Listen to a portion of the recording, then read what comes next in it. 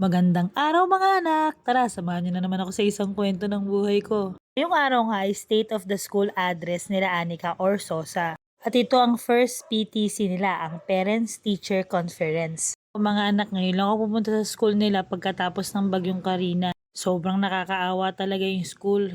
At dahil nga malapit to sa ilog, ito ang unang-unang tinatamaan. Kaya ang agenda namin ngayon ay kung paano namin mapapabalik ulit sa dati yung eskwelahan. At syempre, isa rin sa pinag-usapan ay kung ano yung nagiging problema ng mga bata dun sa school. Kung paano yung nagiging behavior nila dun sa school. Ganito lang po ang gusto kong sabihin sa inyo. Ako po ay nagpapasalamat dahil nakita ko na kahit pa paano ay mayroong sinusubukan. Wala aking magaling isang pagkakalitin. Pero siguro nasabi na sa inyo ng ibang mga anak na meron silang teacher na mabait. Elemento. Ako po yun. Tulungan po natin at bantayan ang ating mga anak. Huwag po natin hinahayaan na nagbabangkada. Kung sino-sino ang kasama, natutulog na tayo, wala pa rin sila. Ang ending vision ng vision, wala lang ang trabaho para muli. Kaninong problema, kaninong bagsak ng problema sa magulang? Sakit ng lipunan, laman ng barangay. Huwag po natin hayaan na may anak po tayo gano'n. Kaya natin sila dinadala dito sa paaralan para makapag-aral. Marami silang matutunan. Maiba yung buhay nila, mabago. Hindi man para sa kung kanino, kundi number one, para sa sarili po nila. Kaya palagi ko kung sinasabi sa inyo, kilalanin natin yung sasamahan ng ating mga anak. Anong klaseng bata ba ang kaibigan ito? Anong klaseng bata ang kaibigan ng anak ko? Kasi malamang ganun po sila.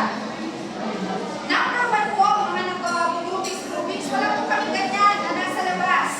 Iniiwasan natin na tumahan nag-groupings tapos sa bubuntisan. Bantayan po natin ang ating mga anak. Sino kausap nila sa chat? Baka nagpapasa ng video. Baka nagpapasa ng mga picture. Lalo na tayo may mga babaeng anak na napakahirap po. Taon-taon na lang meron tayo isis ng mga buntis. Bakit umabot po sa bato? Kasi hindi ko ang pinapabayaan natin na paalam pupunta kay ganito. Hindi natin kailangan totoo ba? Totoo ba talaga na may meeting? Totoo ba may groupings? Totoo ba na may project? Wala akong sinisingil ang eskwelahan na kahit na ano, kaya wala pinibigyan ng mga anak nito sa inyo. Pabaunin niyo ng tubig. Mahirap pinakikiinom ng nakikiinom. Matuto na tayo sa pandemic, yung hawaan ng sakit. Pagdalahin natin ng tubig. Huwag tatangat-tangat ng bigbes, tapos kung sino-sino pinag-graduation. Attitude po ng mga anak natin. Number one po, sa bahay natin yan itinuturo.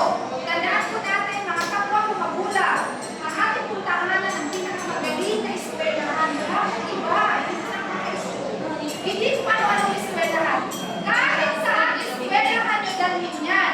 Kung hindi natin yan tinuturuan sa bahay, wala po bang nangyari sa kanila. Tayo po, mga magulang, ang pinakamagaling na puro. Walang iba. Hindi si Mrs. Rodriguez, hindi si Sir Canelo, hindi si Macalones. Tayo.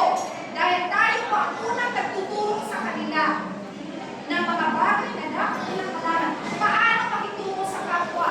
Ang tamang pagrespeto. Yung hindi na kayo may alam. Nagkatitigan lang. O ano? Alas na? Mamaya sa labas. Ganun? Ganun ba kaagad? Di ba sa bahay na pag nag-aaway parehas yung anak natin? O ito kung chilo ka, kapatay. Ay, ako pala kayo mga kapatid. Tingin nyo na yung pag-aaway kami. Di ba nakakainis sa bahay pa lang?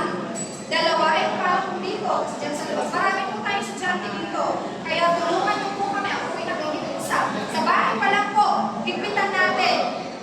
Ang sabi daw, yung bata na hindi pinapaiyak ng magulang na gumagawa ng mali. Paglaki niyan, magulang ang paiiyakin. Tandaan niyo po yan. Totoo po yan. Sa ilang taon na po nagtuturo ako dito. Huwag po natin sasabihin na matigas sa ulo para sa buhay niya. Ako. Pag sinabi po natin yan sa anak natin, tapos na sila. Samahan po natin sila sa kanilang mga pangarap. Siputan natin. Tapos natin pag pinaka-opos ka. May assignment ka, o alam mo na, o lalabas sa bahay, kayo muna yan. Kung napakinggan niyo ng maayos si teacher ay sobra talagang natuwa ako sa mga sinabi niya. Tama nga naman na ang magulang ang pinakamagaling na guro sa lahat. Dahil ang mga magulang sila ang unang magtuturo at magdidisiplina talaga sa mga anak nila. Kaya sa mga magulang na kagaya ko, wag po nating susukuan ang ating mga anak. Kahit anong problema ang dumating sa buhay natin, alam na alam natin na makakayanan natin to. Dahil tayo at tayo lang din ang gagabay sa ating mga anak para sa kanilang mga pangarap. Kaya mga anak, sinamahan niyo naman ako sa isang kwento ng buhay ko. Sana nag-enjoy kayo tulad ng pag enjoy ko. Hanggang sa muli mga anak! Bye!